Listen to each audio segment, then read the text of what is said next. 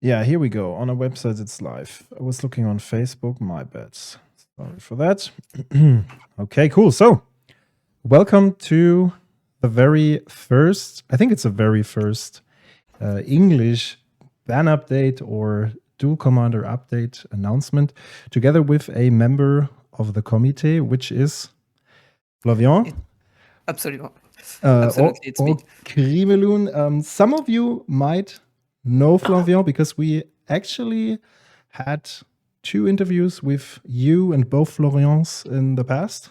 So he's definitely familiar. Without further ado, I would start right away. Just a couple of housekeeping rules. So 2 things. Please only communicate in English in the chat. And of course, be respectful to each other. The schedule is quite flexible. So if you have any questions, just post them in the chat and our moderators will take care of that and collect them, and we can get back to that later on. But we will deal with the questions card by card. So please, whatever comes in mind, just share it with us and we will try to answer that. With that, I'll hand it over to Samuel.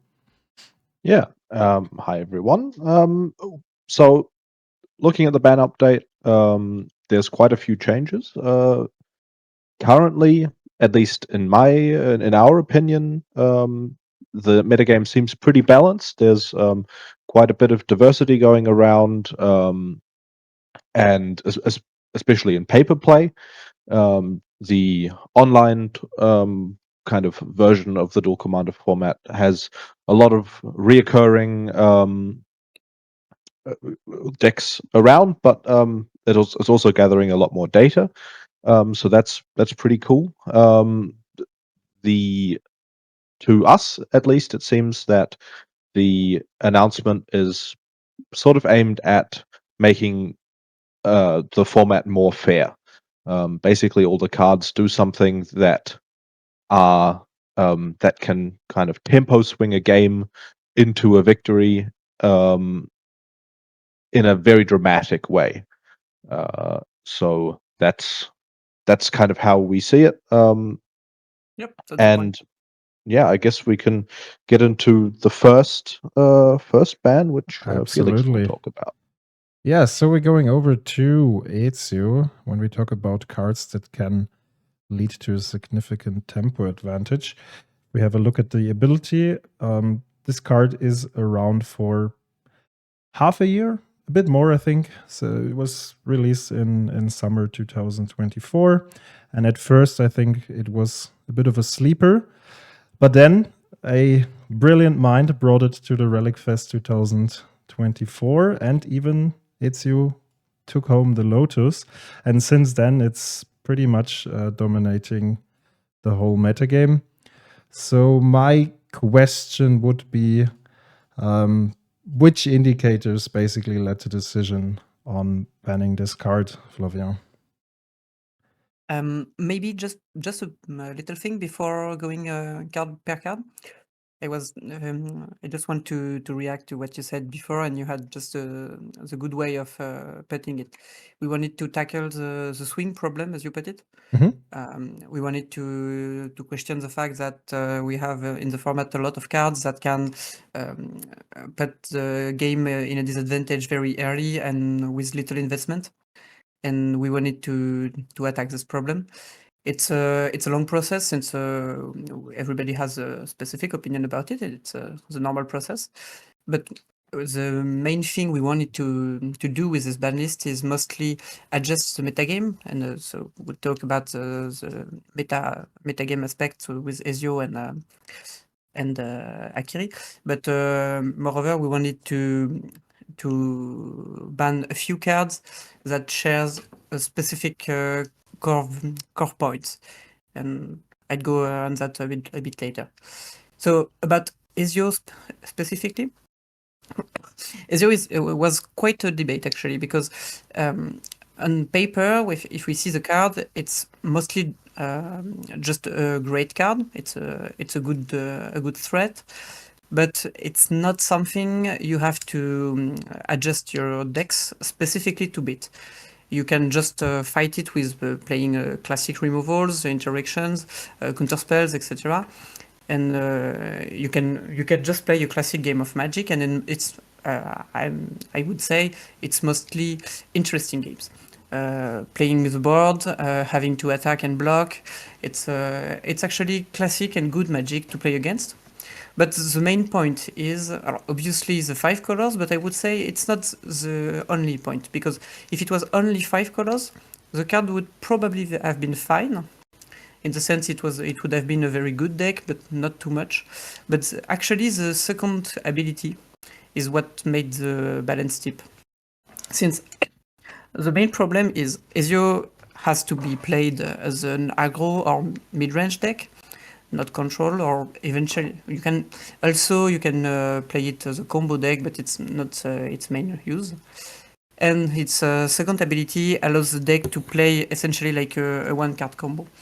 So you have the benefit of playing an aggro combo deck, but having to deck build only for an aggro deck.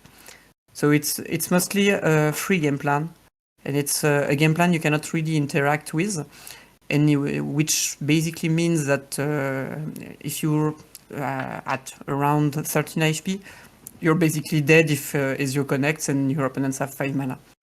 And so the main point that made our decision was this. It's in all actuality, it's a deck that is both a combo deck and an aggro deck, but without having to concede anything to the deck building. You can just play a classic aggro or mid-range deck and having all the benefits of playing a combo deck. And having all the benefits of playing 5 colors, right? Yeah, of course. Which is incredibly powerful. If you look at all the lists, every single spell in those lists is stellar. Which is also, I think, deck building wise, that's one of the reasons why it was that much of a sleeper, because it actually takes quite some time to find the right pieces, and also working on a mana base for such a 5-color deck is quite difficult to find like a good balance between all the different slots. So that's quite a challenge, and I'm not sure if it would take half a year, but I think it's just that the finalist picked up the list back then because they thought, okay, this card is definitely underrated, and now we should bring it to the table. You're absolutely right.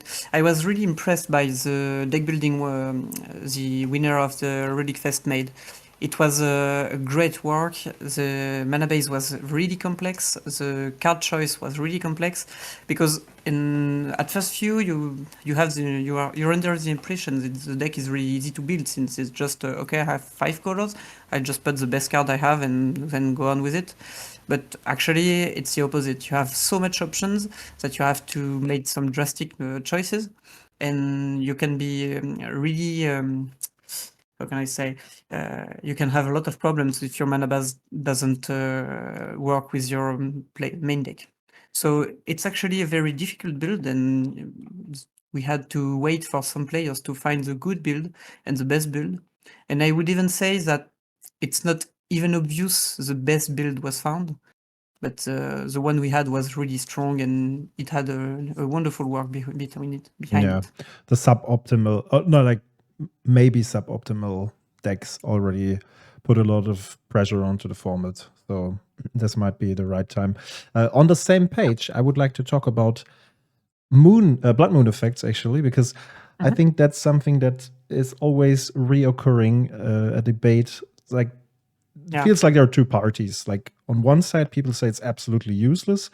On the other side, people say it's way too powerful. I think you belong more to the side that also says it's very powerful, and maybe an effect we don't necessarily want in a format like Duel Commander. We have Magos, we have now the new Harbinger, right, which brings a third effect. What do you think about this? Is this on the same, or in the same time, is this like a sign to all the people that are into Blood Moon effects and whatsoever, that it, like, how can I say, it's maybe not powerful enough to stop a deck like that? Like, is it because there are no decks out there that could make use of the ability? But then again, if we look at the Relic Fest finalists, There was Malcolm, which is the perfect deck for all three effects, right? Yeah, We true. saw Slimefoot for quite some time playing or abusing Blood Moon effects, mainly because the deck has access to it whenever it's needed. And there are many more decks. We have Yoshi decks around. There's Red Deck Wins playing both moon effects sometimes. Sometimes you don't see any of those. So what do you think about that? So about specifically Blood Moon or the overall Blood Moon effect in the format? Well, I mean both. I mean, in this case, I think Okay. it kind of proved like maybe people thought maybe it's too like deck building wise, it's not punishing enough in order to stop a deck like Ezio, and Yeah, therefore that, just irrelevant, you know, which puts a bit yeah, of you're right. pressure off of the argument that Blood Moon overall is too scary in a format like Duel Commander. That's where I'm going actually. Yeah, it's as you said, it's a question on which we have no consensus, and I must say you're right. I'm more in the team to say that Blood Moon is not something we'd like to have in the format, but you're right in the sense in that I think that if you have to, let's say if you have Blood Moon in a format like Modern, the thing is most people will adapt the builds around it, and you can have a sideboard to counteract it. The thing is, in Duel Commander, it's not an option you have. So you have to mostly do three things. You can first, you can just say, okay, I'll build my mana base around Blood Moon. The problem is, if you build your if you build the mana base around Blood Moon, you're in the situation to have an underperforming mana base. So your classic spells will not be so easy to cast. And so when you fight any deck that is not a Blood Moon deck, you'll overall decrease your chance of winning, since your mana base is so weak. But if you fight a Blood Moon deck and the Blood Moon deck doesn't have Blood Moon, it's still the same thing. So in any case, you'll lower your win percentage overall to gain a few percentage in the case that the opponent has actually Blood Moon. So it's obviously not a good choice. So no competitive player will do that ever, since it's just a bad choice to win a tournament. So you're left with two options. One, you just don't play a deck that dies to Blood Moon. Or two, you play Blood Moon yourself. Or you can actually ignore it and just say, okay, I will lose some game to Blood Moon, but it's not that much. And I even may not confront a Blood Moon in any tournament, so let's just take a chance. And I personally think that either of these three options is actually very bad tactical decision making, in the sense that it's not really a tactical choice. It's mostly a dice roll where you say, okay, what are my chances? And the best choice here is mostly to ignore the problem and just say, okay, I will lose some game on this. So that would be my personal position, but there is other position to take into account. Mhm. For example, some may say that precisely because there is now a few more effects, so 3 effects for the Malcolm deck, but you can have a few more if you play, for example, some tutors in Slimefoot, etc. Precisely because it's so easy now to get some of the effect, you have a real incentive to adapt your mana base, and it's not that much of a liability in most of the case, since you'll have a real chance to fight a Blood Moon. The question is still the same. It's when you play a tournament, you have 7 rounds. How much of it will you have to fight against a Blood Moon? If it's something like 1 out of 7, well, maybe it's not worth it to adapt your deck. But if it's 5 out of 7, well, yeah, okay. There is a decision you can do, and maybe here it could be tactical. But in any case, I do think that Blood Moon does not punish playing more colors, since the actual choices are just to ignore it, or to go on with it, or to just don't play the deck. Which can be I sort of agree about the ignoring it part, but because we have the YouTube channel and we put a lot of decks together, I get to kind of like subjectively be behind the wheels on a lot of Blood Moons, and have them played against me sometimes, and I usually, my opinion of Blood Moon at the moment is just at rock bottom. Usually, I feel like if I have the card in hand, it does basically nothing. There is a lot of red in the meta game, and having it against any red deck is usually not very good. And a lot of the times it doesn't really stop what the opponent is doing. If they have one or two basics out, then which happens a lot in my experience. And that kind of play experience to me leads me to think that it's just nowadays it's irrelevant enough that it it isn't a strong presence in the format. In my kind of my thoughts, I've seen red deck wins players cutting Blood Moon, right? Because Yeah. because they don't. There are games where you have it in your hand, and if you had any other spell that did damage, you would have won the game.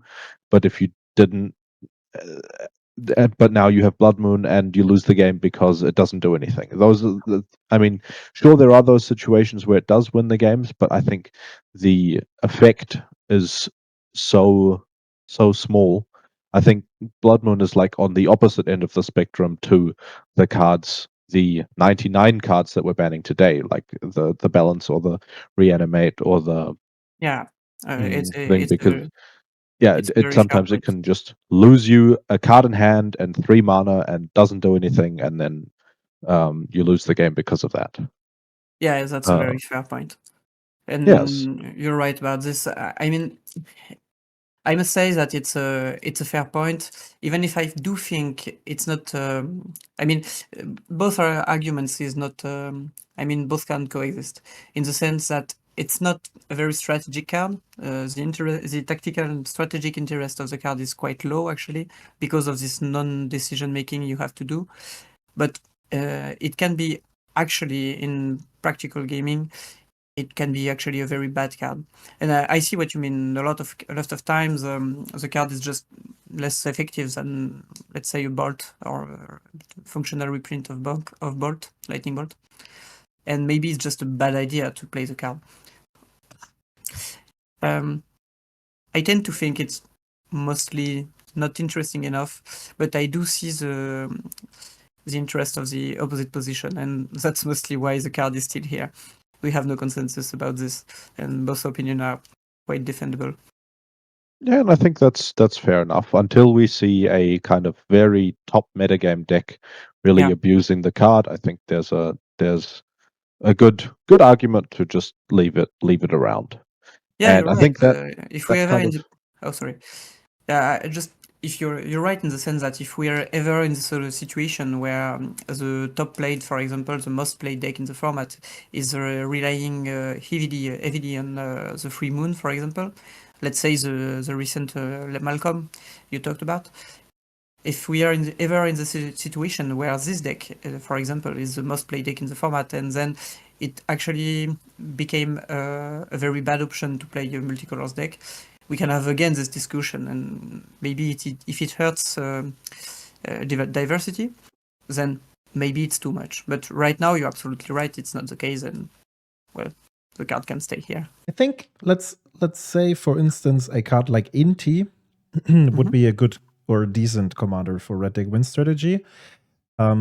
This is a deck, or this is a commander that could discard Blood Moon whenever it's not necessary. And as long as we don't have a command zone that provides this option, I think we don't really have to be worried about Blood Moon overall. That's my personal opinion, and I also mostly share Samuel's experience with the card, but that's okay.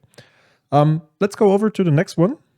Yeah, I think from a sort of, in my opinion, mediocre 3-drop, we go to maybe the best 3-drop in Magic. Maybe not, probably not of all time, but definitely in the recent years. We have White Plume Adventurer. Taking the initiative is an incredibly powerful mechanic. As soon as one of those cards enter the battlefield, you have changed the pace of the game. If the opponent doesn't have a creature on board, they're basically screwed.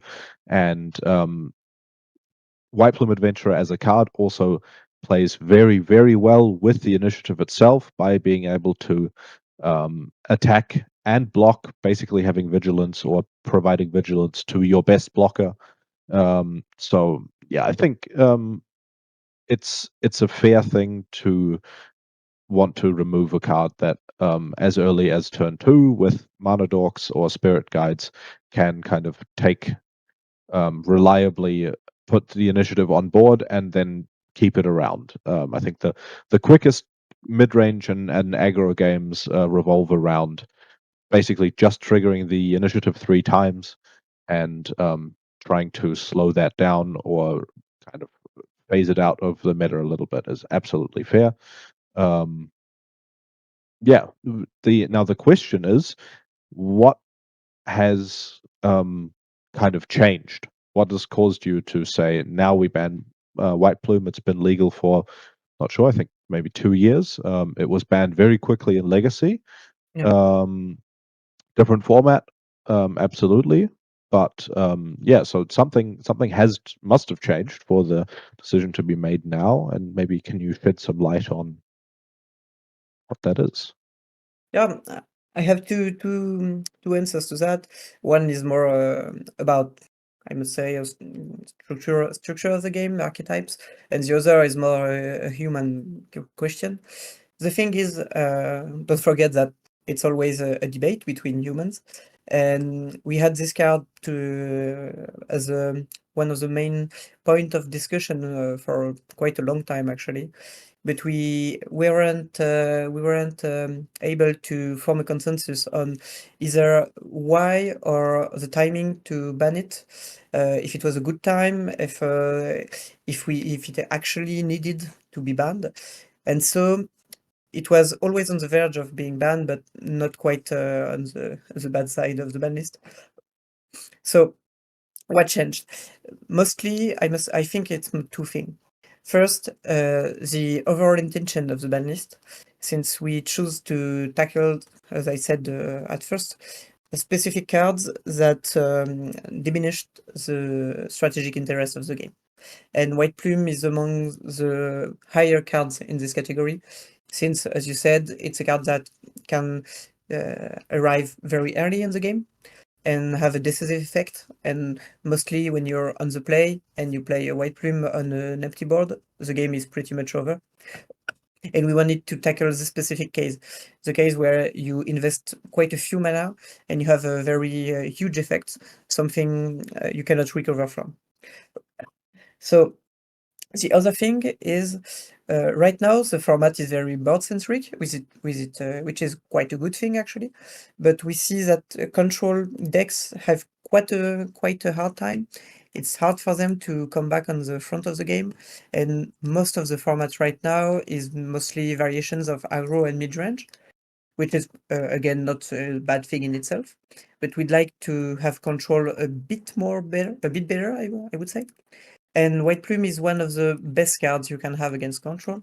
And so it was a good time to ban the card to achieve both and to both enhance the player experience and to boost a bit control without touching too much things. Interesting. I'm just thinking about whether or not Thalia also pushed that topic a bit more. We thought about it, yes. I do think Felia is more collateral damage at this point, since it's. I think the deck is okay. Well, I may be a bit biased since it's the deck I played the most recently. I do think it's a wonderful deck, and I'm absolutely glad we have it in the format. But you're right, the interaction is particularly extreme with Felia, and it's basically a one card combo with Commander. So I would say it's not the main point in this decision, but it's a cool side effect. Yeah, I mean, like sometimes you have a couple of side effects that result in a change. You know, like you have a couple of reasons, and you're starting to collect more and more reasons, and then the sum of it all Yeah, finally gives a decision. absolutely. Actually, I would even say that a lot of cards, individual cards, work this way. We discuss, I would say, a lot of individual cards. At least a dozen are discussed regularly. But the thing is, it's not that often that we have both enough arguments enough point to decide to ban it, but also the consensus on both why and the timing to do it. Because banning a card, we like to think that banning a card must have a direct effect on the structure of the metagame. And if not, the card must be really, really strong and create a very frustrating gameplay to warrant a ban without a direct effect on the metagame. Okay, I see. Yeah, that's reasonable. Personally, I always like this card in some strategies to have an edge against control decks whenever it's particularly difficult to beat those decks. But overall, I can totally see why this card has to leave on the long run. Yeah. Okay. So far, I just wanted to check, do we have any questions from the chat regarding either Ezio or White Plume Adventurer? If that's not the case for now, I think we could go over to the next card. Yeah. Yeah. Okay. Then let's talk about Reanimate, the next card on our list. So this is a card that is around for ever, it seems. At least as long as I'm playing Duel Commander. And to be fair, the amount of scary interactions outside of its namesake Reanimator definitely increased, especially with the introduction of Modern Horizons 2, with the Elementals, or now the latest edition of the Cycle creatures from Lord of the Rings, etc., etc. So there are a bunch of interactions outside of just reanimating big threats. The floor of this card is basically that you can recast, quote unquote, your commander by paying 1 black in addition to paying life equal to the mana cost. So this is, if you look at the average floor of cards, this is quite a powerful floor. And that's probably the main reason why we saw it in almost any black deck these days. However, I was wondering if this change was still intended to nerf Aminatu a bit, because Aminatu is a deck that received a lot of upgrades within a short period of time, especially with the newly printed overlords, and it was put on the desk quite a lot of time, and people were like criticizing it, whether or not it should be around in the format, and if it has reached a point in which it's way too powerful to be around as a combo deck, no matter which downsides the deck has, like the structure or play-wise. So that's pretty much the question here, if that's going in the direction of nerfing Reanimator strategies. And if that's the case, can we expect more of that in the future? Because we had Old Stick Fingers, which was basically evolving around Reanimator abilities. We also have Winter now, which is a powerful Golgari deck. There was Old Rootstein, which is still around. It's not played that often, but still, you see it every now and then. So we have a couple of shells for that. Is this an answer in that direction, or is there a different source? Yeah, I must say there is a lot to say about this. It's a perfect example of what you said just before, in the sense that it's a card. There is no specific one new thing that made the card banned. It's mostly an accumulation, succession of diverse little things that put together make the card really strong. And specifically, specifically, the Reanimator case is something we debate a lot, and mostly we have different opinion about the archetype in itself. Some think it's not a good deck to have as one of the most played decks in the format, since it requires specific interactions, and it's a deck that can be quite playing solo in a sense. You play on the side of the game, you don't interact, and at some point, it's a combo hard to interact with. You have to pack specific grave height, etc., etc. So it imposes quite a big change in the deck building. But on the other side, I think right now there is efficient hate grave integrated in a lot of new cards, and so you don't have to make that much of concession of you don't have to lose so many stuff to build. Let's say, for example, recently you had something like Ghost Vacuum, which is a great card overall in a lot of decks, but is a great hate grave card. So there is more and more ways to interact with Reanimator, and historically in Duel Commander we had a problem with the combo archetype, since combo in Duel Commander tend to be either too strong because hard to interact, or not strong enough because there is not enough redundancy to have specific combos regularly in your deck. And right now, I do think the overall archetype Reanimator is in a good place, in the sense that it's good to have a well-played, popular combo deck which you can interact with. But that being said, just as you said, the archetype received a lot of new tools recently, and maybe it was still too much. So our reflection was, we'd like to nerf a bit Reanimator, but not too much, since the archetype still is interesting and we'd like to see it stay in the format. And so, how to tackle this problem? There was a lot of ways to do it. The most obvious one was to attack the best and more specific, the best Reanimator tool, the OG Reanimate. It's the best by a long mile. It's the most undercosted. It's no restriction. It's Absolutely overall, agree. There it's are so overall, many interactions. You can find it with Spellseeker. You can find others yeah, too, but it's the best one. exactly. You have the one card combo basically with the new Brute Lord, where you can find like another reanimation spell for a second target by just tapping the Brute Lord, and so on and so forth. There are a bunch of interactions you could name. Absolutely. And there was a second reason to ban this card. It's actually the card has become so strong in Reanimator, and the overall quality of creatures in the game has so much been enhanced. It's they just grew so much. Right now, the best creatures are way better than there was a few years before, and so Reanimate has become one of the overall staples of the format. It's like Lightning Bolt for black. You play black, you just play Reanimate.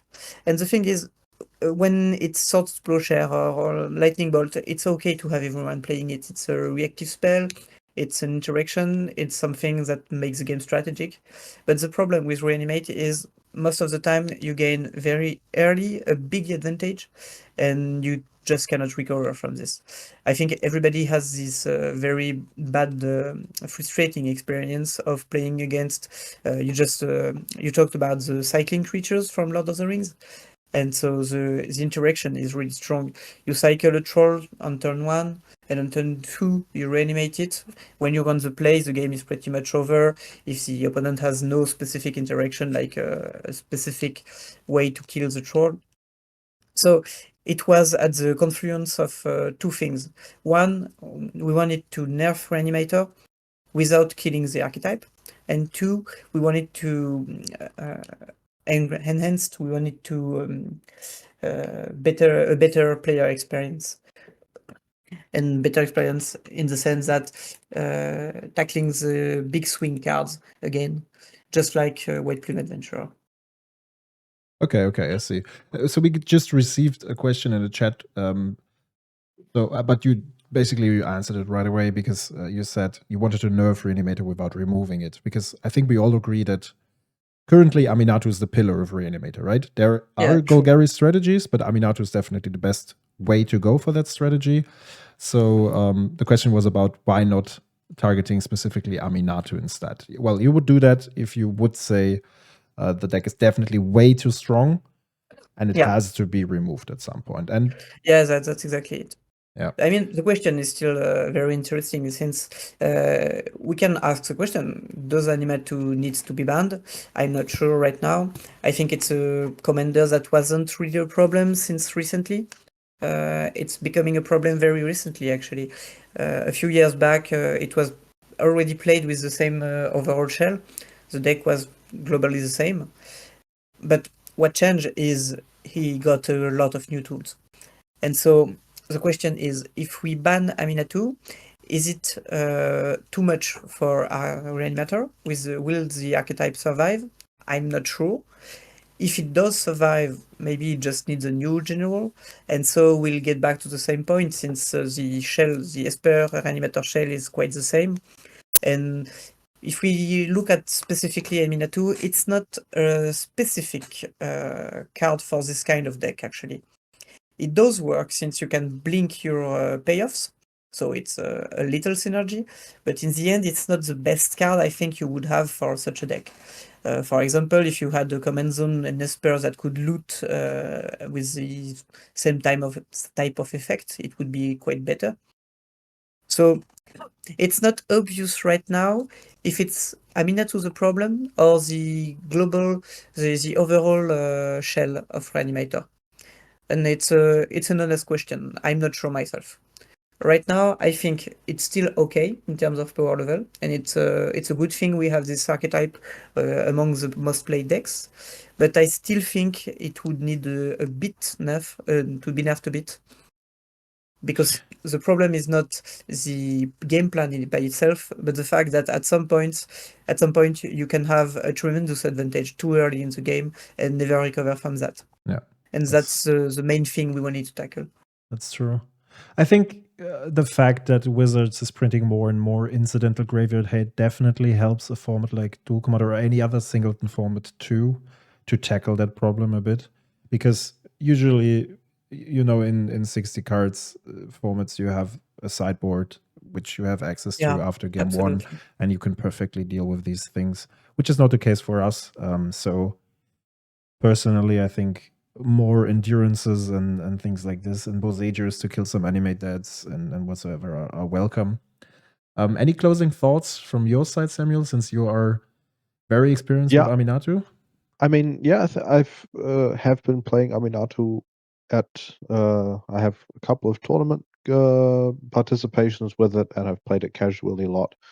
I think the Reanimate ban is definitely a nerf to the deck. I think it doesn't remove that much power from it, which I think is good, because I don't really think that Aminatou is in a very dominant spot, and especially with cards like Ghost Vacuum being printed, that's a card that I feel like probably is going to find its way into basically into a lot of decks, and I think the which makes just Reanimator worse overall.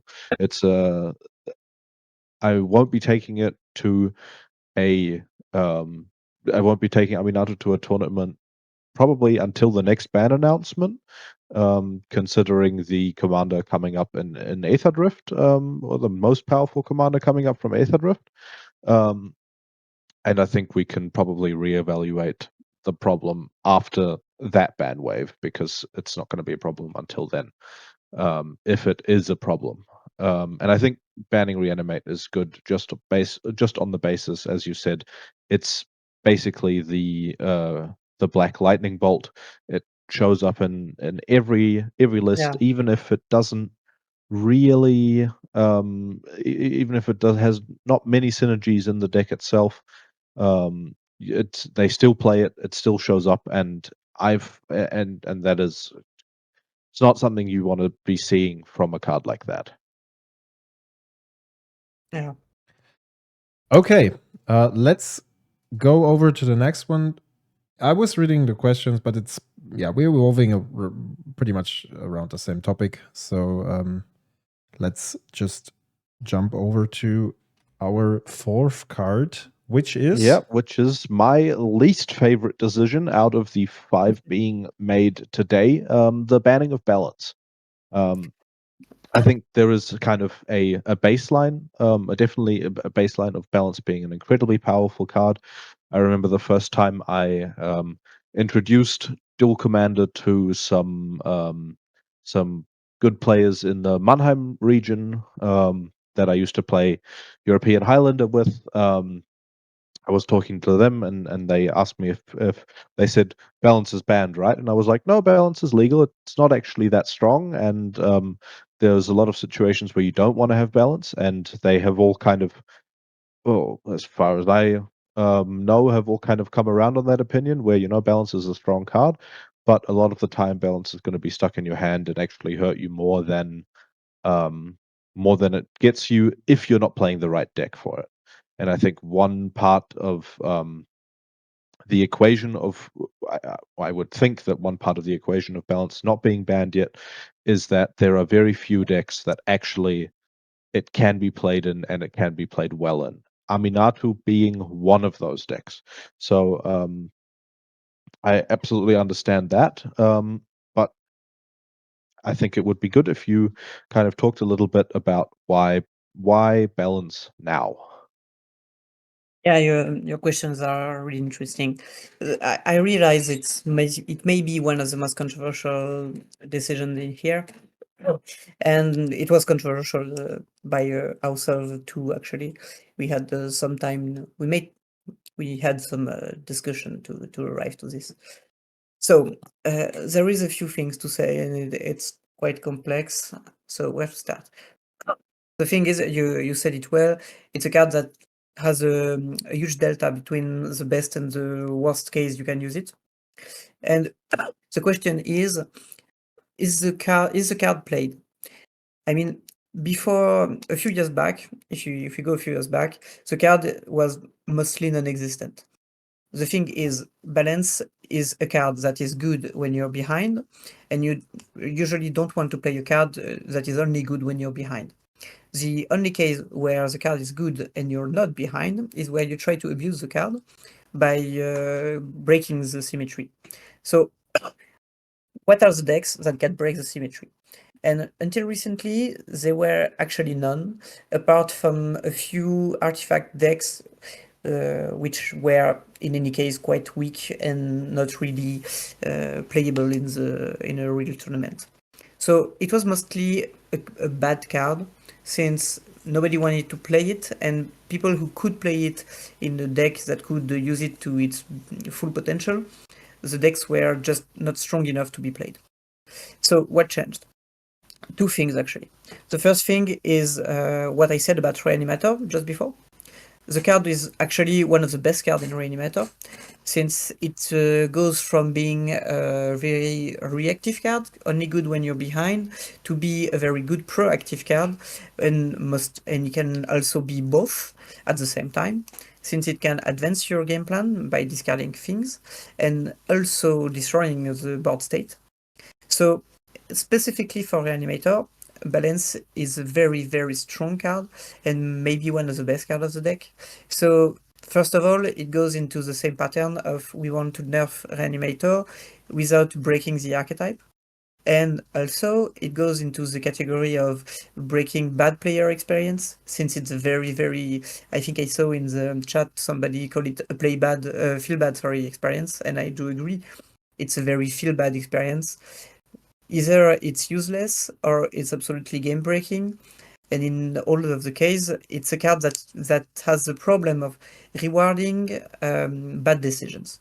Since it's a card you can play on the best of your ability, do the good decisions, make the good decisions, and in the end, your opponent is rewarded for having thrown its resources in any way, etc.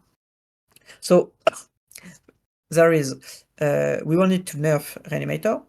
We wanted to improve the player experience by tackling cards with a big swing, as I said before. And we don't want to have cards that rewards bad decisions. And last but not least, it's also linked with another decision in the ban list, since we choose, and we'll talk about it later, but we choose to unban Akiri. And Akiri would have been another type of deck that could abuse balance by using it both as a proactive and reactive card. So if we had an objective to nerf Reanimator and improve player experience, we didn't want to have the exact same thing with a new deck if we wanted to nerf it for another deck. So the point is to say, no, you have a commander, and we'll talk about this, but you have a commander that is okay to play an artifact-based game plan, but we don't want to give you such a strong card. It could even be a build-around card, and that's not something we want to see. It's not really interesting in terms of tactical interest, and it's absolutely an awful game experience. Interesting. Okay, so essentially you're saying it's a preemptive ban. Yeah, sort of. It's not the main point. I mean, the other aspect of the ban is are as relevant as this one, but it's definitely not something to overlook. We'd like to see what Akiri does. It's a really good question. We're waiting to see what player does with it, but we're pretty sure that balance in Akiri would be a very bad experience, as it was.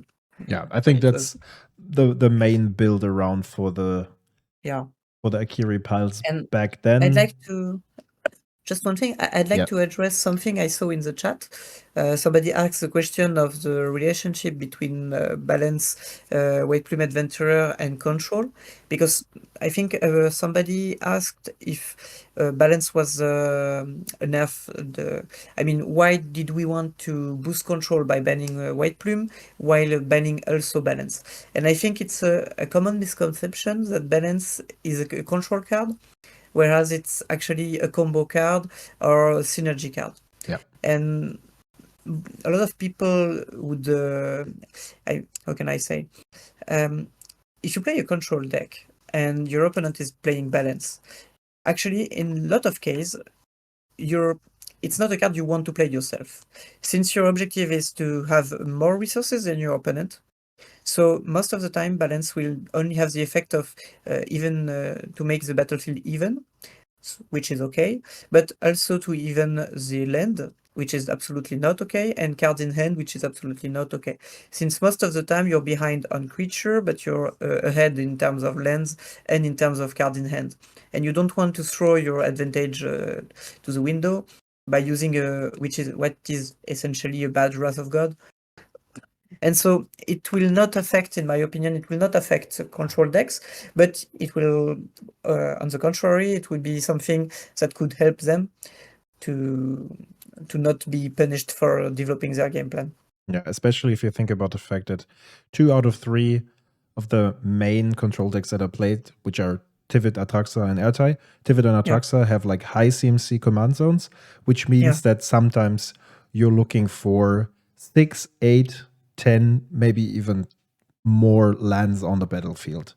And reducing that also reduces your chances of recasting command zone if you need to do that, which is, in terms of Tivit, less likely because you have a Ward 3 creature, brings some self-protection, but against Atraxa it definitely is, and outside of the Dreamholds combo, you have to bring up a lot of mana. So it's definitely not a card for either of those decks. I totally agree with you on that. And yeah, we faced this argument many times, I think, or faced it back then. And the reason why Akiri is well suited for that is because you play all your ramp artifacts, you dump your hand, you have either like less lands than your opponent, or at least the same amount, but still you have your rocks as a mana source, while having less cards in hand, and sometimes not even a creature on board, or maybe one creature. So you definitely get like a huge advantage from that. And I would also expect that it would lead to a build around, basically. So it's not mainly Akiri in the focus, but rather balance in this case. Yeah, you're right. Absolutely. Okay.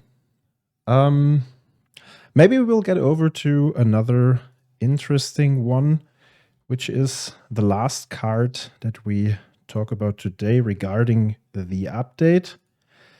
And that's the one and only unban for today, Akiri. Yeah. It was also a tough discussion, since, well, I must use a disclaimer before saying anything. I think, and I have to take responsibility for that.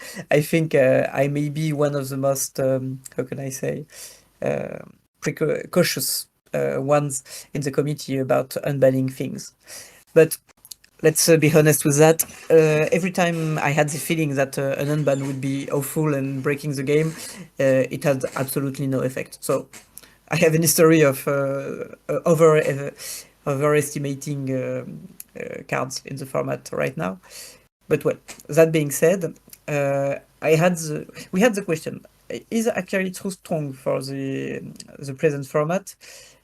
I don't know. The thing is, it's a powerful card.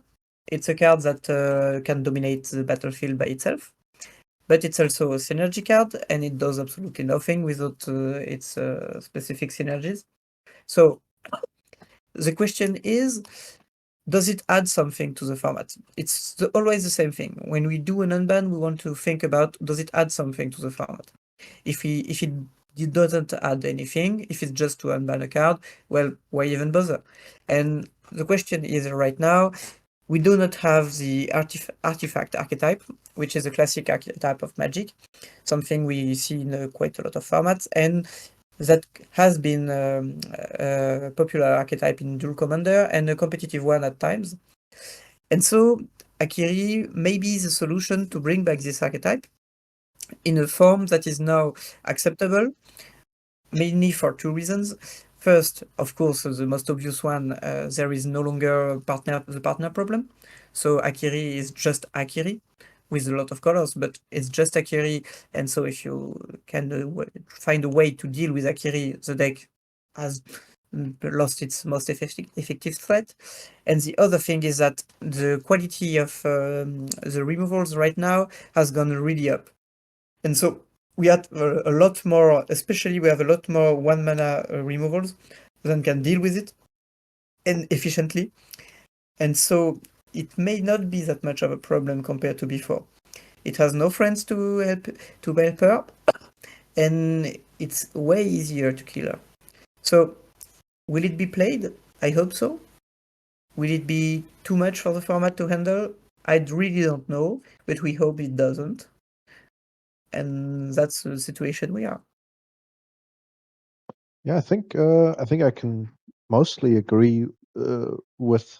I mean, okay, I played a lot of Akiri before it was banned. I really love the card, but Yes, same. especially with the banning of balance, I don't think there's going to be any very viable deck that gets to play Akiri. I think I will try, but I think it's something that was banned at the time. Maybe I think with the I think it could have been unbanned much earlier. Especially like for me, it's kind of it was and the category still remains in the kind of in the category of partners that were banned, which don't really need to be banned after the change. I Yeah, think I get your point. Ezio falls in that category, and Akiri fell in that category. I understand the reasoning behind keeping Krak and Vile Smasher banned, but I think yeah, those were two cards that could come off the ban list. I'm glad to see at least one of them do so. Yeah, I predict that it won't be very strong, but we'll have to wait and see. Yeah, I get your point. I'm on the same page. So a topic that came up quite often in the chat now is the state of red deck wins. Yeah, With that, interesting I topic. would like to move over to the Q&A actually before we end up with talking about a few new spoiled cards from Aether. So yeah, we have 2 new cards that joined the format lately. So first there was an uncommon card from Duskmourn, which was Norrin actually, that provided a new 1 mana 2/1 command zone for Red Deck Wins. And the effect is not too crazy, but it provided a 1-drop for the command zone. And yeah, if we look back in time, this was always the better time for this strategy. Nowadays, we have Kellen, which is definitely the better one. The question here is, since both decks don't seem to be a threat to the format overall, and also due to latest prints like Flage, for example, which can be a commander on its own, and it can also be a swap for Boros strategies. Is there a world in which Zergo might see the field again? Or is it completely far away because of whatever reasoning? Yeah, it's a good question, and it's a complex one. I must say first, just saying again my disclaimer. I'm really cautious about unbans. So I'm good. How can I say? I realize I have a bias on this, so I take it into account when I answer to this question. But that being said, there is different things to discuss about this. The main thing, and I think I saw someone say it in the chat, is the difference between 1 and 2 toughness. It may appear as something trivial, but it's actually not. And I think a lot of players realized it, and myself, I did realize it when Norrin came out. And I was pretty sure 1 mana commander for a burn deck was too much. I was like, okay, let's see how it plays out, but I'm pretty sure we have to ban this at some point. And in the end, it wasn't the case, in the sense that the deck is great, but it seems to be not too strong. And at first I was wondering why, and I asked a lot of players and pilots of the decks. And one thing that came a lot with a lot of players was specifically the presence of Slimefoot and Squee. And because Slimefoot and Squee is a deck that goes with a lot of blockers as early as turn 2, and especially 1/1 blockers. And so 2/1 drop in command zone is actually something that will get absolutely negated by any and all sub-rollings you can see on the board. So the thing is, it has a natural predator, something some deck that can sorry. There is quite some deck in the format right now, especially Slimefoot and Squee, that can eat Kellan and Norrin very easily just because of the nature of their command zone. And so it breaks the deck. It can be some kind of roadblock. I'm thinking I lost my word. Well, in any case, it's something that can keep in check Red Deck wins. But is it enough? I mean, if it's just because of the most played deck in the format, and the day it's not that popular, Red Deck wins becomes again too much for the format to handle. Well, it may be the case. I'm not sure yet. But what I said about Akiri is still true about Kellan and Norrin. The thing is, right now, we have a lot more removals, efficient removals at 1 mana, and more are printed every day. And so it's not the threat it was before. Before, a few years back, when you played Zurgo, it was insurance. It was something you knew you could deal at least 4 damage, maybe 6 before it was it would get killed, and so it was very efficient. Right now it's less the case. You will play your drop 1, your opponent will kill it, and then you'll continue the game. And when playing on the draw, Red Deck wins is not that strong, even with this powerful drop 1 drop. So the question right now is this one: is this the second point of toughness, is it too much? I do think so right now, but I'm not very sure about it, to be honest. And we are not very sure about it. So it asks a second question, a link to this one. The thing is, if right now Kellan and Norin are a good deck, if Red Deck Wins is a good deck, is it necessary to pump it up? Is it necessary to improve the deck? If it's right now just at the power level we want? It's a complex question. Right now, I would say Red Deck Wins is just powerful enough, and so it doesn't need this little buff. Because the problem with Red Deck Win is it's a deck we absolutely want in the format, but it's not the deck we want to be the most played in the format. Because it's interesting, it's tactical, but it's also quite linear, and it's not a gameplay that can allows a lot of interactions. It depends on the decks, so it has a great role in beating some kind of decks and having the role of a natural predator to some kind of decks. But it's also something we don't want to be the main aggro deck in the format. Yeah, I think those are valid points. Personally, I also think it's more often than not forgotten how much of a difference toughness 1 versus toughness 2 is. Yeah. And that's what you pointed out in detail, why that is a problem. Yeah, and as someone said in the chat also, we should not forget about the fact that your opponent, your commander has dash, which is quite a good ability, to be honest. Yeah, and the main point with dash is it allows also a better structure of the deck, since you can play a very good one drop and adapt your curve in terms of the. If you have something better to play turn 1, you can do it and still have something strong to play turn 2. And also, it's a very useful tool against control, since you can play in your turn, do a lot of damage, get back the card, play it the next turn. So you're wrath proof, and it's very strong ability to have. And the fact that Zurgo is already one of the hardest matchups for control decks, I don't think it's such a good idea to buff the deck further, while it's already a bad matchup. And so I'll get back to what I said just before.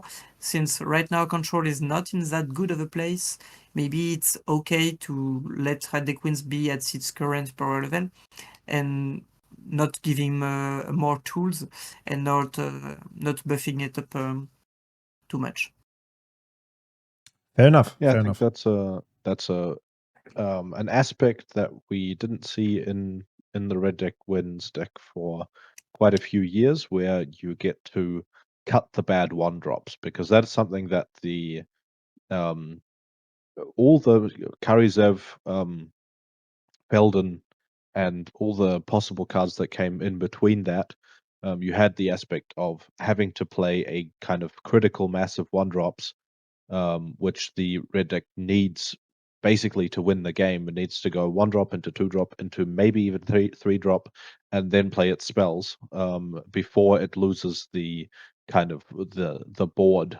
And once it's lost the board, you can start playing spells at the opponent's face, and that's usually how those decks are going to go. And you get to change the structure of the deck if you have a 1-drop commander, where you get to just play the very, very good 1-drops, and everything else, all the other bad ones, the Icehide Golems and the Stromkirk Nobles and stuff like that, you can cut and play more spells, which gives you a bit more reach. And also like a really nice curve, right? That's like the big difference. As you said, you're increasing quality. Obviously, everyone wants to have a Goblin Guide in the command zone. Fortunately, that's not yet the case. I think if it would be the case, we would have to act against it. But yeah. Let's go over to another card that was asked to be banned quite a few times, which is actually our beloved King of Gondor, or at least talking for myself. It's a commander that I really enjoy ever since it's printed. I've played a bunch of tournaments with it. these days it reached, a lot of popularity, and it's also scoring many good results. So some people ask themselves, and we also had this topic, especially from the Italian community, if I remember correctly. I was thinking that about the same thing. that like the format is warping towards a state in which people think this seems to be the deck to beat, and if I don't choose to play Aragorn, I'm basically screwed. Yeah. So I maybe think you it's can give some insights, or like just your opinion on the card. What do you think about it, about the state in the metagame and whatsoever? Well, I'll be blunt, actually. I do think Aragorn, King of Gondor, is one of the best deck to beat we had in the format. Best, not in the sense that it's too strong, best in the sense that I think it's a great deck to have as a best deck. I think it's exactly what we want to see, in the sense that Aragorn is a very powerful card. Everybody can see that. It has a lot of text. It has a lot of abilities that are very relevant. And maybe I'll start with what could be the problem, and then I'd say why I think it's not the case. What could be the problem is Aragorn is a card that absolutely negates any strategic decision about the board, the state of the board. Because when you cast Aragorn, and especially when you attack with Aragorn, you cannot block. So the question, and you'll get to block yourself because you have vigilance. So the situation is attacking is always the good option, and blocking is never an option. So it's a very bad player experience, since you're always in a situation where you don't make any choice and you're never punished for a bad decision. So in terms of strategic interest, it's quite low. But that being said, we need to not overlook the fact that getting the monarch is a double-edged blade. If the opponent gets back the monarch, the game is starting to get very grim. And in order to get back the monarch a second time, you have to full tap again with playing 6 and 8 manas, etc., etc., and so expose yourself to a lot of problems. So it's not that obvious that it negates decisions. It does negate decision when it's on the board and you can attack with it, but the timing where you need to play it, the reaction of your opponent, etc., are still very relevant, and you have to not do things with it. And that being said, about why would I think it's a great card to have? The thing is, it's a classic shell, Jeskai mid-range, which can both play the board state. It's a board game, actually. You play 20 and more creatures. You kill your opponents by attacking it. You have to block to protect the monarch. So you're playing the board game. And also you have interactions with, you can use counter spells, you have some stuff you can use to block your opponent, and any kind of deck, actually, because the counter spells are universal. So it's it's the kind of deck that can beat absolutely anything and be beaten by absolutely anything. You play every aspect of the game: the board, the pile, the stack. You can play any aspect of the game, and you have to be good at every aspect of the game. You have no game you can win just on one card. Everything you do needs to be done. You have no combo. You have no card.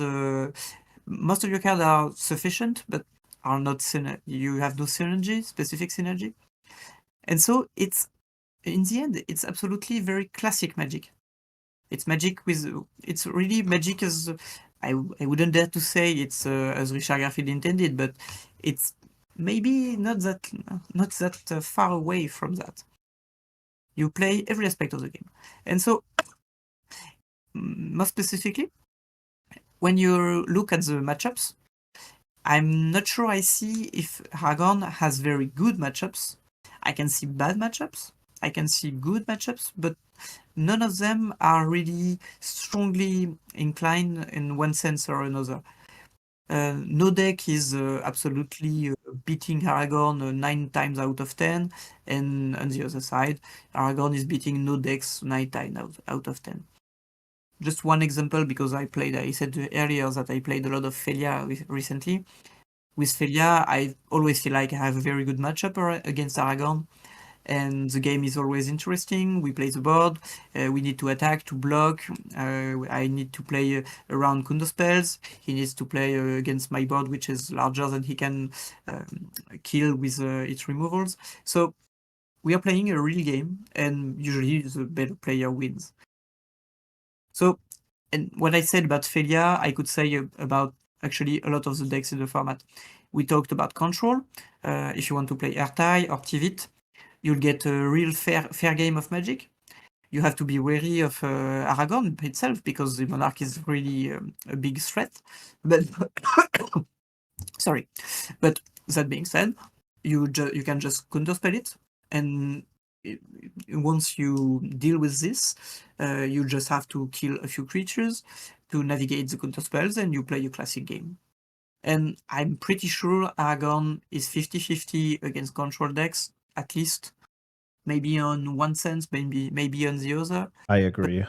From my experience, it is. I Yeah. think the hard matchups to pilot are Reanimator and combo, but not all the combo decks. So Thrasios seems to be okay. Things Yeah. like Aminatu, Old Rootstein, very difficult to pilot from my experience. But then again, it also depends on the variant, because sometimes you see these tempo or, as you say, mid-range variants lurking around, and sometimes people are exploring the control variant also.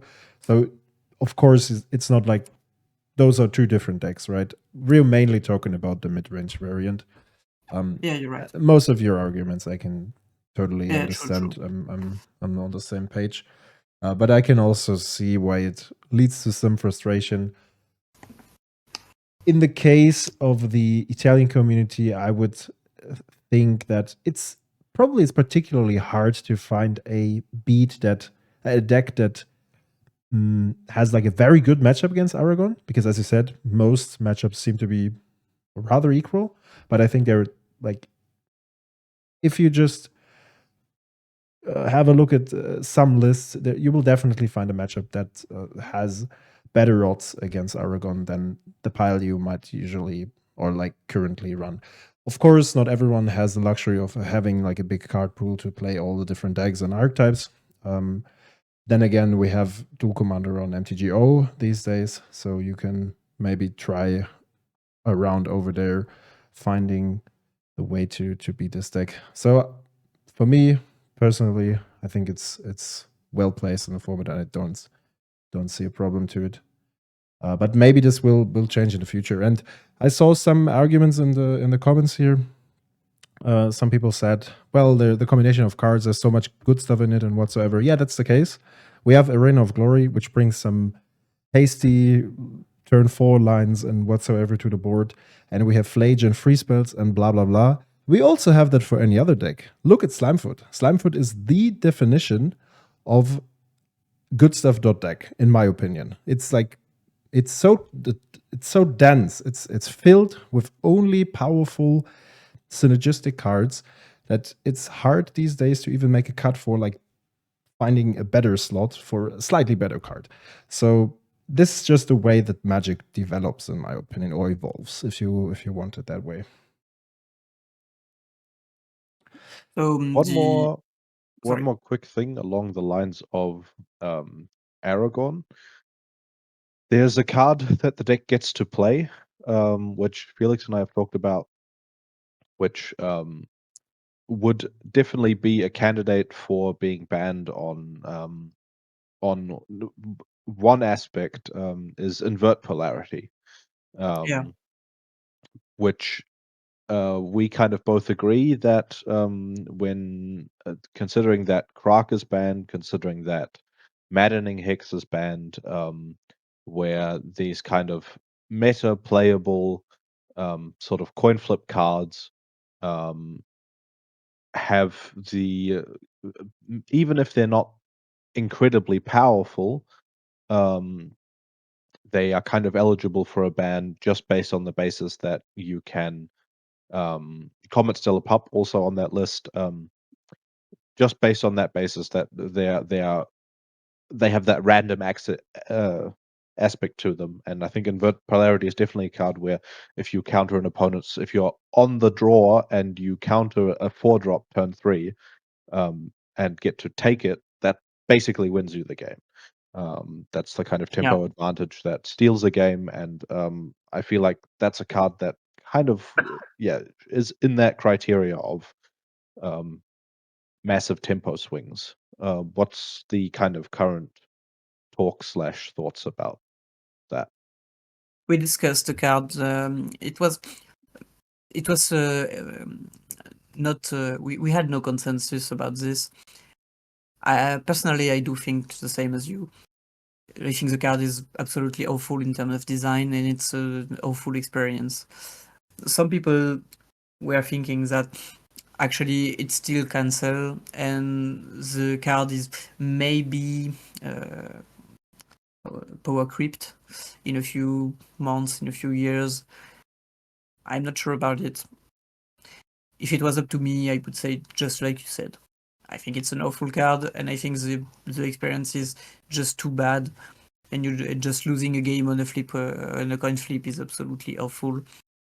But well, maybe if I may add, this is what people heavily underestimate regarding this card. We arrived in a time in which a single permanent can change the outcome of a game, and we are playing this kind of Magic these days, so that's why the coin flip is actually that relevant, and that's why this card is so toxic. And yeah, as I'm constantly playing Aragorn, I make use of this card. It's always like an awful experience, to be honest. I think I would be even more radical than you, in the sense that I think that even with the lower power level, the difference is too great. I mean, if everybody is playing like White Knights and 2/2 4/2, for example, and if you just manage to get the creature of your opponent with your Invert Polarity, actually the difference is still really great. And it may be not that impactful, but it still is. And I mean, well, it's a joke, of course, but if you manage to steal a Wizardrix in the context of a low power level game, it's still absolutely an insane impact. The point is not, I think it's not the proper quality of the cards. It's more about how many manas do you get by casting this, because it's not. That's a good way. I was searching how to say that. I think it's not that much of a question about the card advantage you create, because I would say, okay, you paid 3 manas, you do card advantage. It's okay. It's a divination. Well, it's a good divination, but well, yeah, that's it. But the thing is, you get a free spell, and it's not. I think it's not that much the power of the spells, that's the fact that it's free. Yeah. So I just brought up Mana Drain, which is probably the closest comparison. Yeah, you're right. It's basically one chance out of 2 to get a Mana Drain. Yeah. That's a very good comparison, actually. Yeah. Yeah, fair points. Fair points. Last but not least, before we end up with a couple of cards from Aether-Drift, mainly one, or the most interesting one, let's maybe bring up the Nadu in the 99 topic again. So that's a card that is criticized quite a lot. Yeah. Back then, as a command zone, fully agree. Reasonable to remove this card right away. Now in the 99, it provides some combo outs, mainly for Thrasios decks. Also, we've seen the Teemo Frog running around that makes use of the combo. But basically, it's just about Thrasios decks. I personally think Thrasios would not exist without Nadu.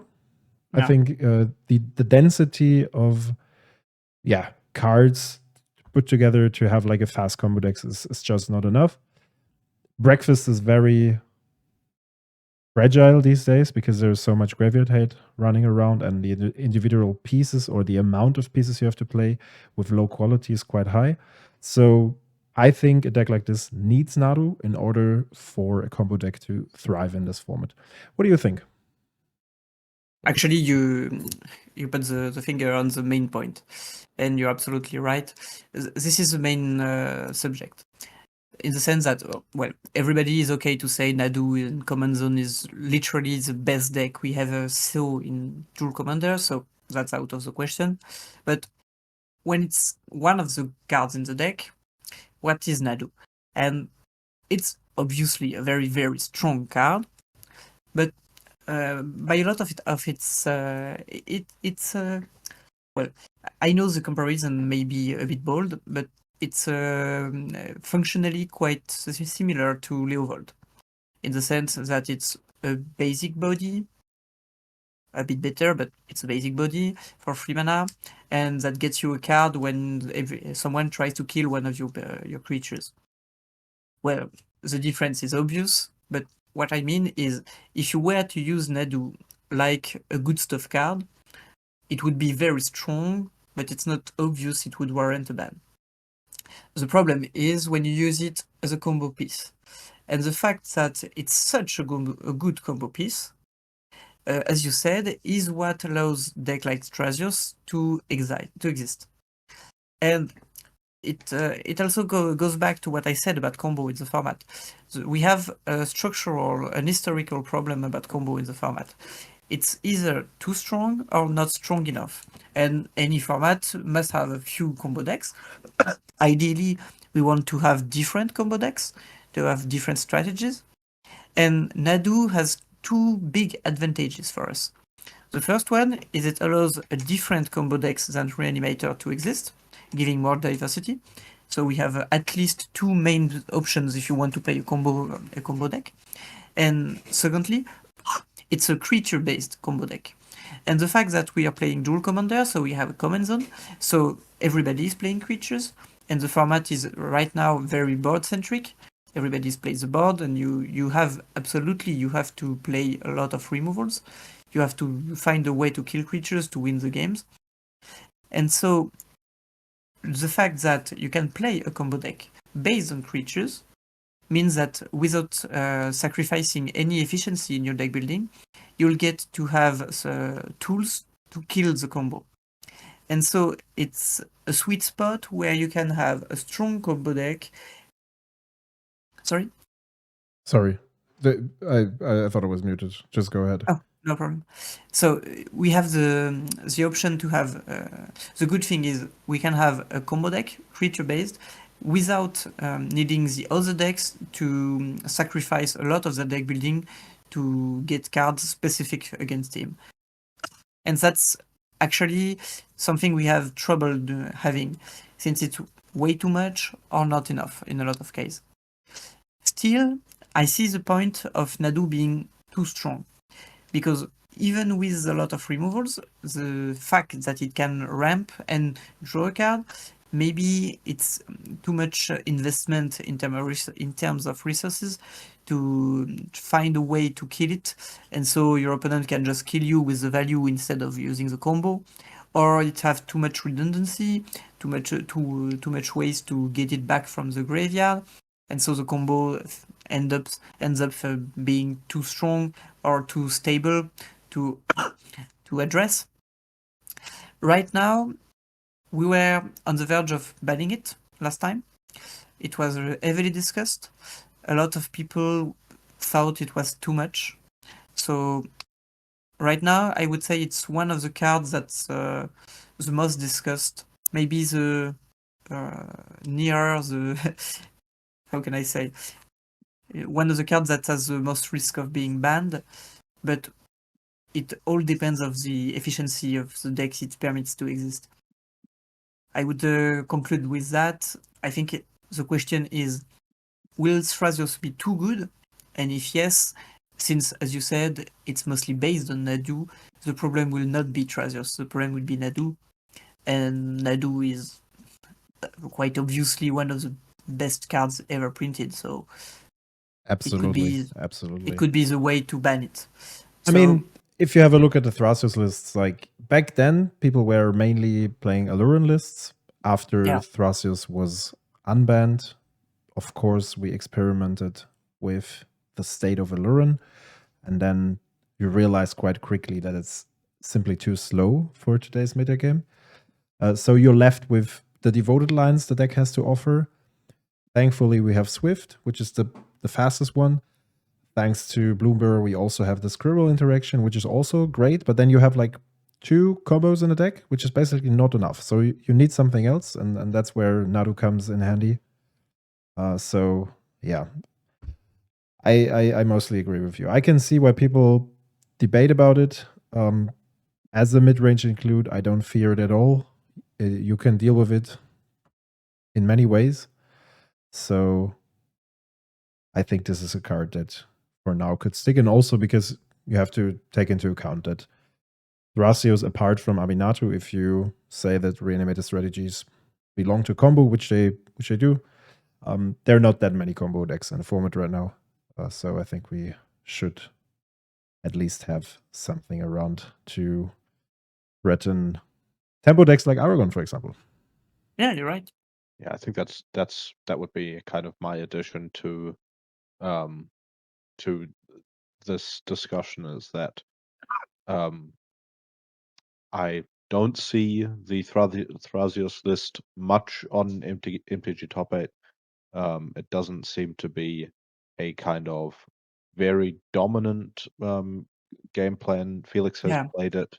I've played against it with several decks, and I always feel like, you know, it is threatening, but most decks have hands and tools that kind of keep that win in check, and you also have to kind of contend with the fact that these decks do play bad cards, and if you manage to either interact with the tutors or they find the wrong tutors, it's I think it's the losses that stick in your head and not the wins when you're playing against these kinds of combo decks where you always feel like they're about to combo, but sometimes they look at their own hand and they see 2 parts of 3 combos or 3 parts of 3 combos that all don't fit together and no way to get anything else, or they get their mana dogs bolted and then their kind of whole game plan falls apart. Which and I think it's always important when trying to make decisions like that to kind of get out of the subjective I lose to Nadu sometimes, and think about how much you're actually losing to Nadu and how much you win. And no offense to anyone, but I think if you have some practice playing against those combo decks, that goes a very long way to kind of consider what can actually kill me here from their deck and how much mana they need to do that, and how likely is it that they have that. I think those are things that you need to keep in mind when playing against combo decks like that. And when you do keep those in mind, most of the time the matchup becomes much easier to navigate. Yeah. Absolutely. Yes, I have nothing else to add to that.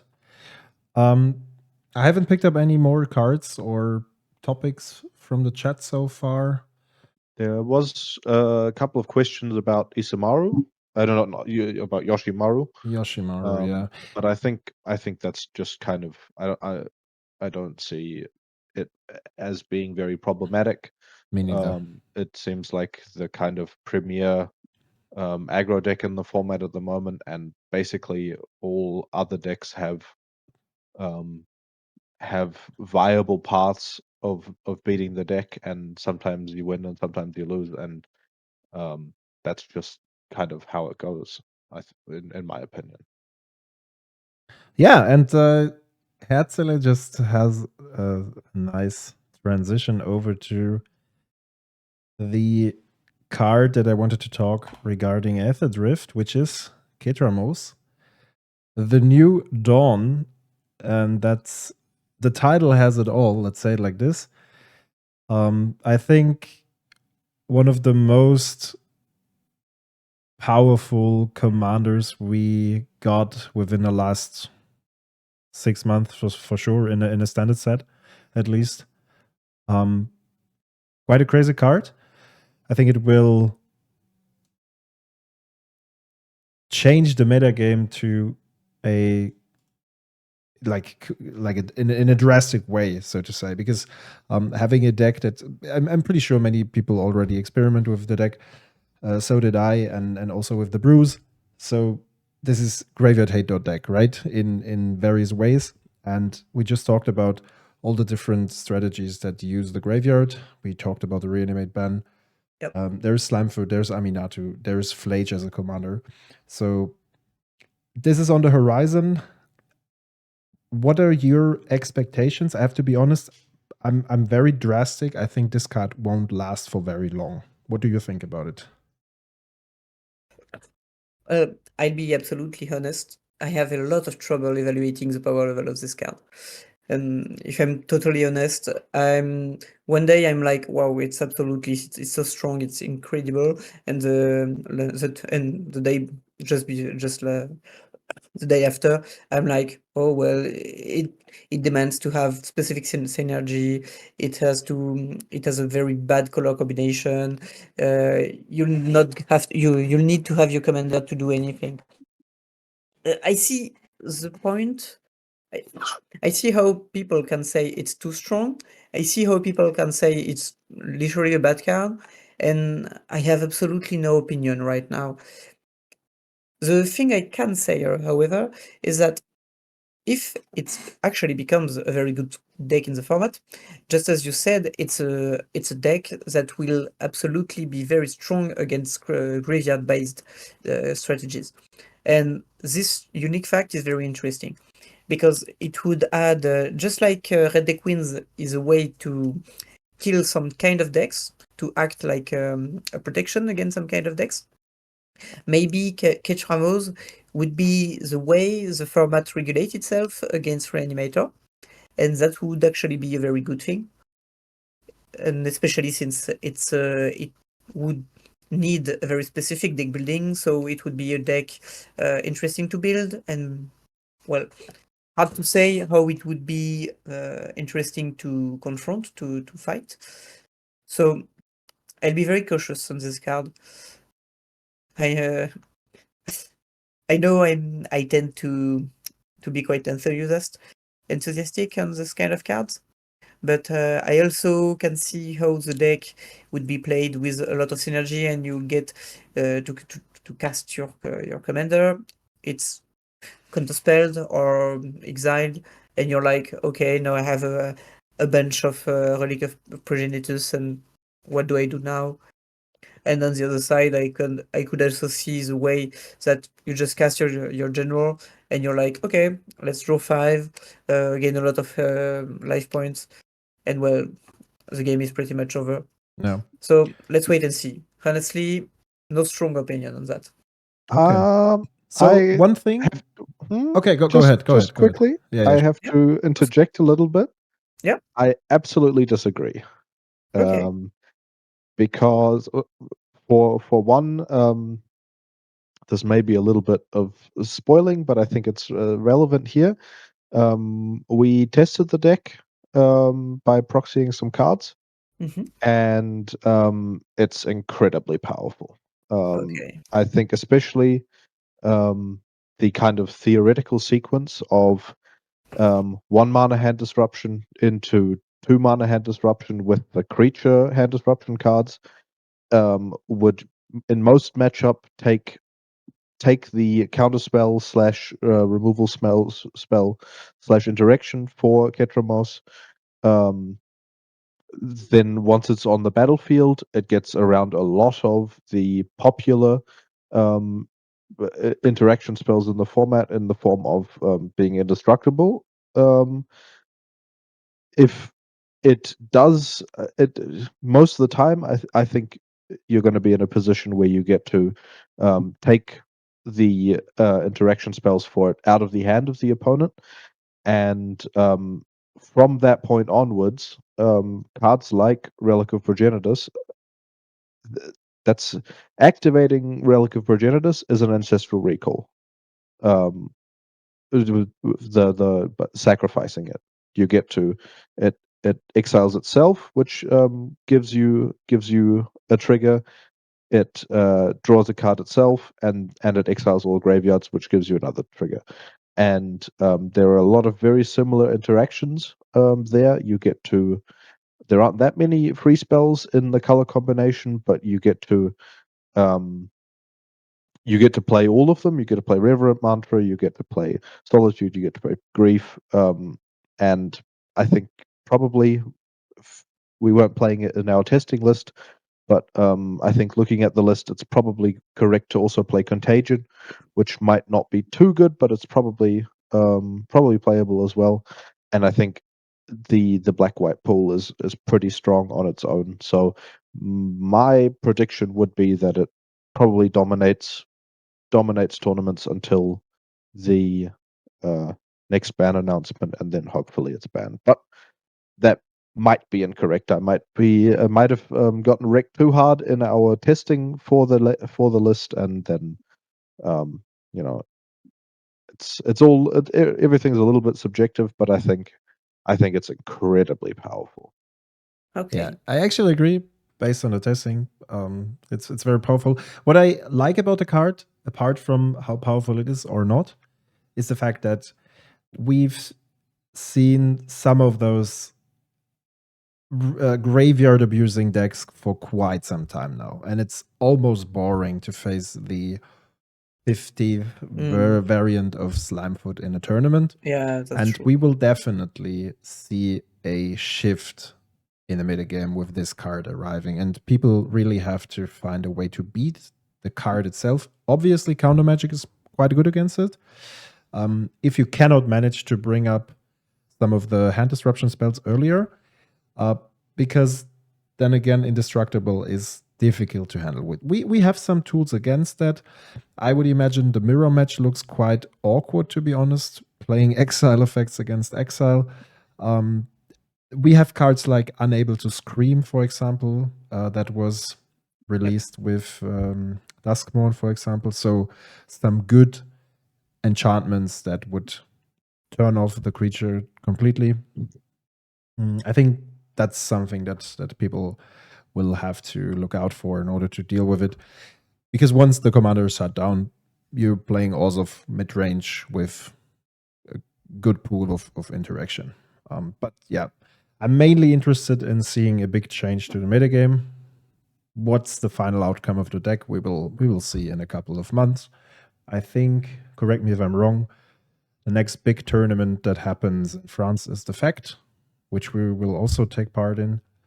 Maybe there are more events planned, but this is definitely a big one. Yep. And probably the first one of that size that will show an outcome. Yeah, it will be a good test field. Yeah. Okay. We are quite some time in.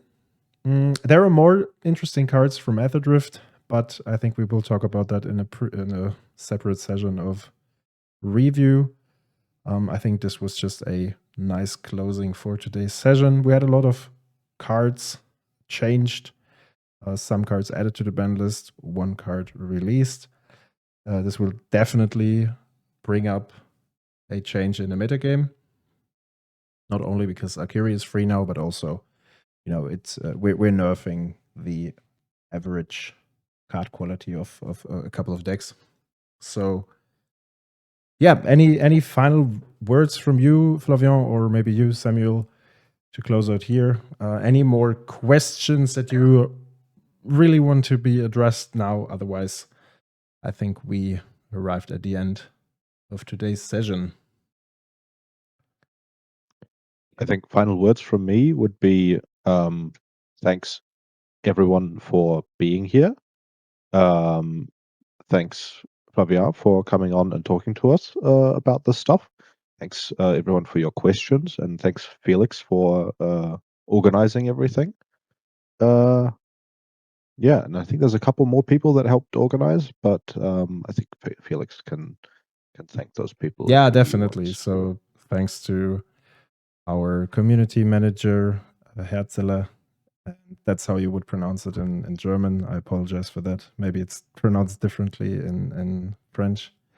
But yeah, apart from that, I think it was a great opportunity. I was really happy to have you here, Flavien, for the third time already.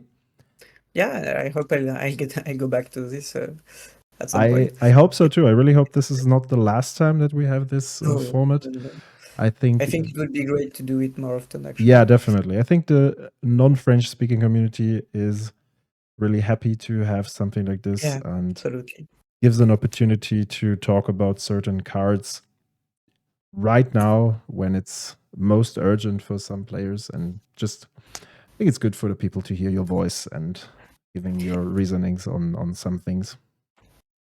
And to endure my hesitant English. It's perfectly fine. It's perfectly fine. I think you don't have to worry about that. Okay. With that being said, guys, thanks a lot for tuning in. And I would like to say see you in the next one. And yeah, right now I'm optimistic there will be a next one. So Absolutely. have Thanks a a good lot. evening, morning, or day from wherever you're watching right now.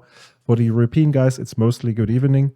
Around the world, it might be different. The US guys are starting their day. So have a good day. Thanks. Bye-bye. Bye-bye.